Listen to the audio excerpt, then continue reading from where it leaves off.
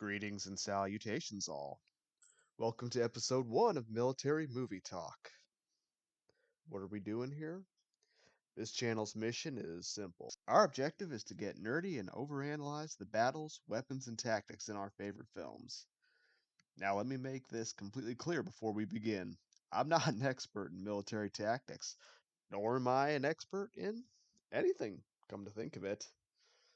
Think of me simply as a guide, a facilitator, if you will, for you and your fellow armchair commanders to get into arguments about the tactics and strategy displayed on screen.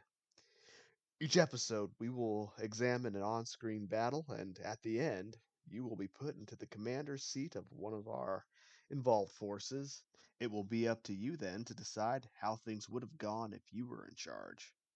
So for our first outing, I must admit, the first film we'll be looking at is rather self-indulgent. In 1954, Disney released a 3-episode miniseries that was later combined into the movie Davy Crockett, King of the Wild Frontier. I remember as a young child watching each episode as it came out. That's right, I'm 117 years old. I'm pretty sure that math works out. Anyway, today we'll be looking at the battle at the beginning of the film between the U.S. Army and the indigenous forces of the Creek Nation. Alright, now a quick caveat before we begin. The battle we're about to analyze is loosely based on a real battle that happened in 1813. We will not be looking at the real battle. This is strictly an examination of what is seen on screen. This is not an educational channel, and there is no learning allowed here. So now that we've established the ground rules, let's dive in. The scenario. Before we talk about the battle itself, we need to look more at the context surrounding it. So the opening of the film explains to us that Fort Mims, Alabama has been attacked by the Native American Creek tribe, prompting a response from U.S. forces. Creek forces since have fallen back into the thick woods and hills of the Deep South. U.S. forces have been tasked with locating and either destroying or capturing the Creek forces in order to eliminate the risk they pose. Let's talk about the days before the battle. U.S. Army forces have moved into the area of operation. Subsequently, scouts have been sent out under the command of our hero and the movie's namesake, Davy Crockett. He, his buddy Russell, and a squad of mounted infantry, or dragoons, are sent out. By dragoons, think the bad guy from the Patriot. It is during this patrol that our hero gives our young and impressionable minds a couple of nuggets of wisdom of leadership and conducting war. The patrol starts out doing a mounted water crossing. Crockett immediately encourages the men to check the gunpowder in their flintlock muskets to ensure that if they take contact, that their powder will be dry and, their guns will actually go bang, encouraging the men to always maintain their arms and their equipment. Well, old Davy must have remembered to read the Soldier's Creed. Now, after several hours of patrol, Major Norton here says he wants to take the trail that they find in order to expedite the search. But you see, Davy here ain't no dummy. He understands that by taking the path of least resistance, it's exactly what the enemy would expect, and that Creek scouts are likely watching these areas. Major Norton, however, does not listen, instead arguing, "Oh, come on, Davy, I've got this super cool hat, and you've got a dead animal on your head. I think it's quite clear which of us is the intellectual superior, blah, blah, blah, blah, blah." And off they go, and to steal a line from Count Dankula, "And the business, we call this foreshadowing." Well, sure enough, sometime after the squad does this, they take contact in a close ambush from a small party of Creek warriors. And instead of assaulting through the contact, they decide to just kind of hang out in the open and take pot shots. Come on, Major. I thought you were infantry. Isn't that like Day one for you guys? Golly. Well, not to worry though, because Davy and Jed Clampett here, yes, that's really him, find them and they know that speed, surprise, and violence of action is the antidote for this situation. With these principles, they are able to trick the Creek Braves into thinking that they are being counterattacked by an overwhelmingly superior force, and the Creek break contact, saving the day. So during the recon, Davy and Jed are able to locate the camp of the Creek forces, where, as Jed tells us, the whole Creek Nation's gathering up. Did you know that I was supposed to play the Tin Man in The Wizard of Oz? But I didn't, and I joined the army instead. I'm Jed Clampett. Davy reports the intelligence back to U.S. forces, and the stage is set for the army to fix the enemy in position and destroy them. Before we jump into the battle, let's meet our battlefield commanders. In overall command of U.S. forces, we've got General Andrew Jackson.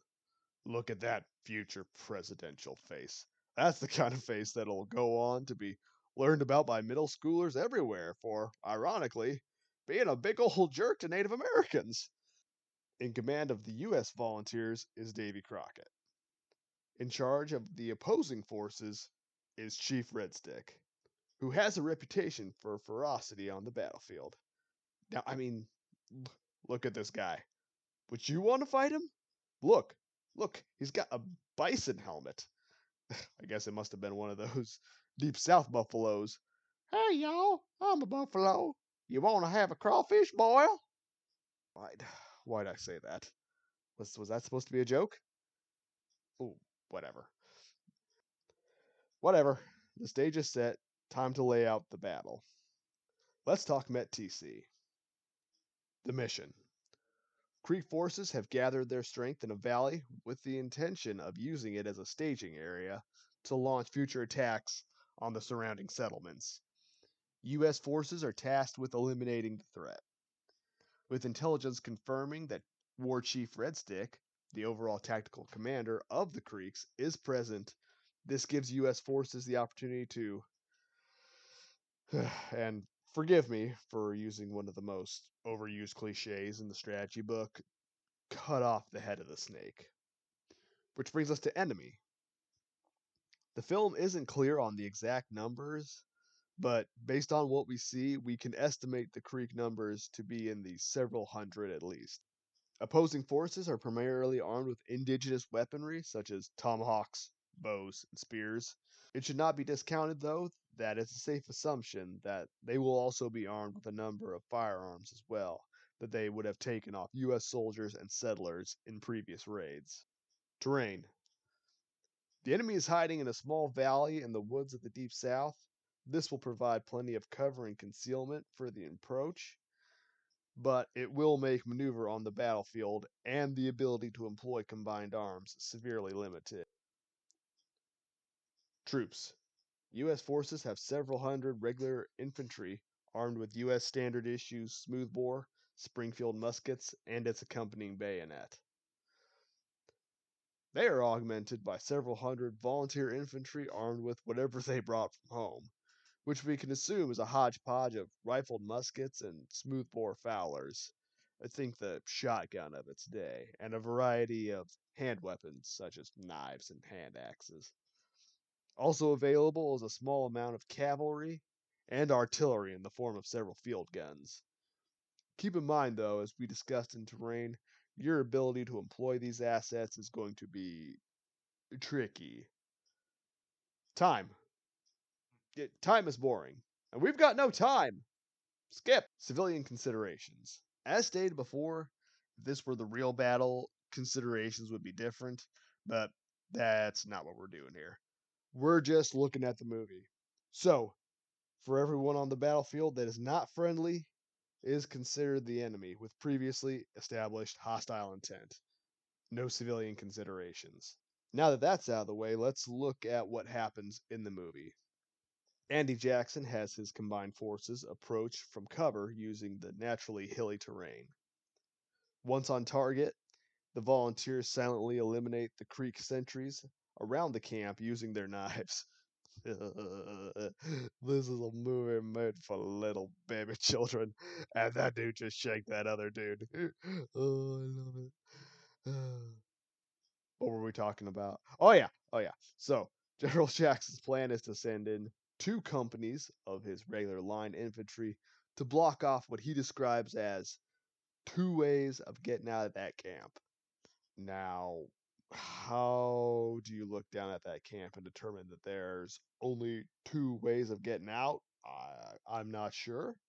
But then again, we're talking about this stuff because we're nerds, not because I'm actually qualified to host a TED Talk. So, whatever.